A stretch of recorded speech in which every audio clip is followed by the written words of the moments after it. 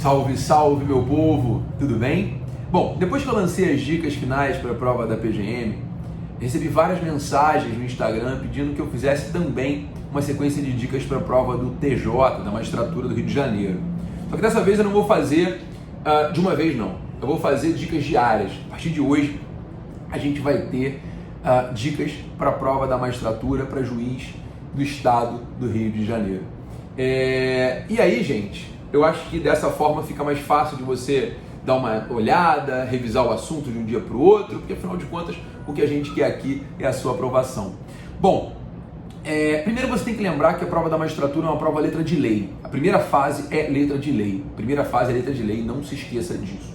A primeira fase da magistratura do Rio de Janeiro é uma prova muito tranquila em matéria tributária, não exige nenhum grande conhecimento, nenhum profundo conhecimento da matéria. O que você precisa ter é tranquilidade. Isso é o mais importante para a prova da magistratura do Estado do Rio de Janeiro, ok? Então, mantenha calma que a prova é letra de lei. A primeira dica que eu vou te dar, letra de lei e jurisprudência pacífica, tá? A primeira dica que eu vou te dar, ela envolve um tributo municipal, que é a contribuição de iluminação pública. Atenção, atenção, porque o STF já entendeu que a contribuição de iluminação pública ela é constitucional. Mas de onde veio a contribuição de iluminação pública? Lá no passado, foi instituída pelos entes federados a taxa de iluminação pública. Assunto que foi discutido no judiciário, e o STF chegou à conclusão, ao editar a súmula 670, que o serviço de iluminação pública não pode ser remunerado por taxa. Por quê? Porque a taxa ela é cobrada pelo exercício regular do poder de polícia ou pela prestação efetiva ou potencial de um serviço público específico e divisível. No tocante à taxa de iluminação pública, a taxa seria para remunerar um serviço indivisível, um serviço universe, prestado para a coletividade, que é o serviço de iluminação pública. Por isso que não restou ao STF outra alternativa, se não declarar inconstitucional a cobrança da taxa de iluminação pública, porque o serviço não era prestado para o indivíduo, não era um serviço específico e não era um serviço divisível. Gente, não tem como eu saber o quanto eu utilizei da luz que está no poste, não é verdade? Então o STF declarou inconstitucional a súmula 670, convertida na súmula vinculante 41. O ponto é, logo depois veio a emenda constitucional 39, que introduziu na Constituição o artigo 149-azão, autorizando aos municípios a criação da contribuição de iluminação pública. Contribuição de iluminação pública, que é de competência dos municípios do Distrito Federal. Estados não podem criar, só municípios do Distrito Federal, a União também não. E a cobrança pode ser feita na conta de consumo de energia elétrica.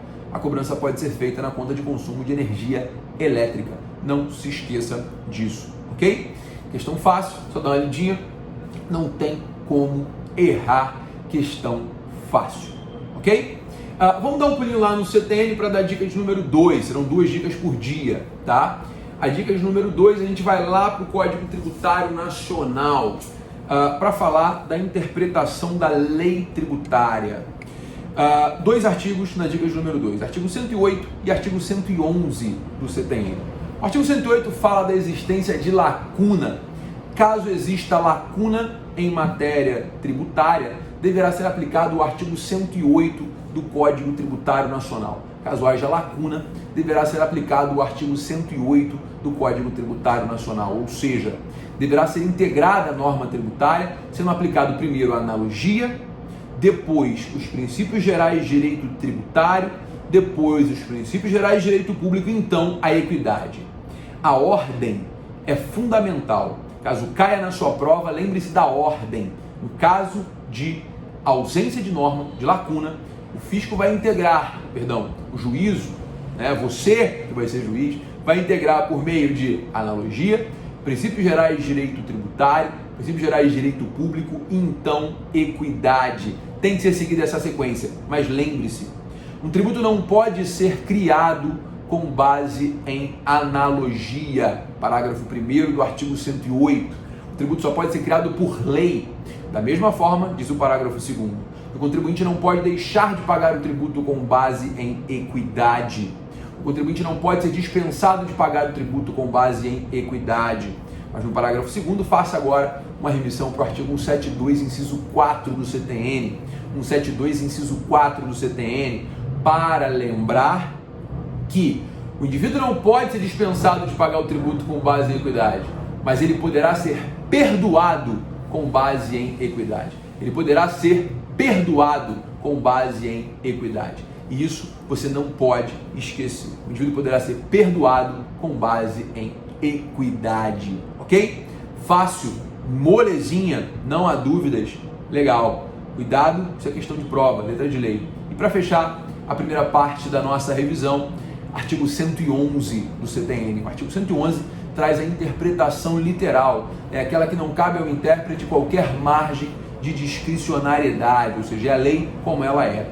Interpreta-se literalmente as causas de suspensão e exclusão do crédito, ou seja, o rol das causas de suspensão, que está no artigo 151 do CTN, é um rol taxativo, assim como o rol das causas de exclusão também é taxativo, artigo 175. Ô Gabriel, me explica uma coisa, e o rol das causas de extinção, ele é exemplificativo? Muito cuidado, porque na hora da prova isso pode gerar dúvidas.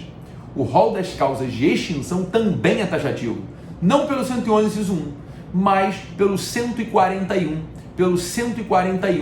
do CTN, que diz que as causas de extinção serão somente aquelas previstas neste código, ok? Beleza? Então, interpreta-se literalmente as causas de suspensão e de exclusão, mas as causas de extinção também são um rol taxativo, tá?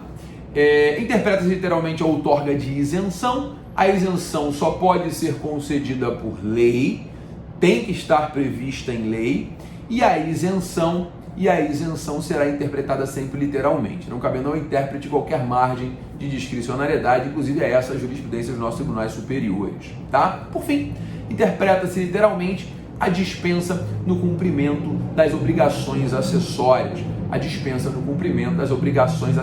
Lembrando que a obrigação tributária se divide em obrigação principal, artigo 113, parágrafo 1º do CTN, que é a obrigação de pagar o tributo, tem que estar previsto em lei. Obrigação acessória, que está no parágrafo 2º do mesmo artigo 113, que é a obrigação de fazer ou não fazer. Para alguns autores também seria a obrigação de tolerar, né? Basicamente, obrigação de declarar, né? Pega o imposto de renda, obrigação de declarar imposto de renda, obrigação acessória, obrigação principal, pagar o tributo, tá? E a dispensa do cumprimento dessa obrigação acessória, ela é interpretada literalmente. Aliás, muito cuidado, a obrigação acessória não depende de lei para ser instituída, tá? A obrigação principal tem que estar na lei, a acessória não precisa de lei, ok? E o descumprimento da obrigação acessória gera uma multa, que tem que estar prevista em lei. Artigo 97, inciso 5 do CTN. E a obrigação acessória, então, quando descumprida, deixa de ser obrigação de fazer, para ser obrigação de dar dinheiro ao fisco. Então, a obrigação acessória, quando descumprida, se converte em principal. Artigo 113, parágrafo 3º do Código Tributário Nacional. Molezinha, né? Fácil. Não tem como errar uma questão dessas na prova. Rumo à magistratura, amanhã tem mais dicas. Valeu, galera!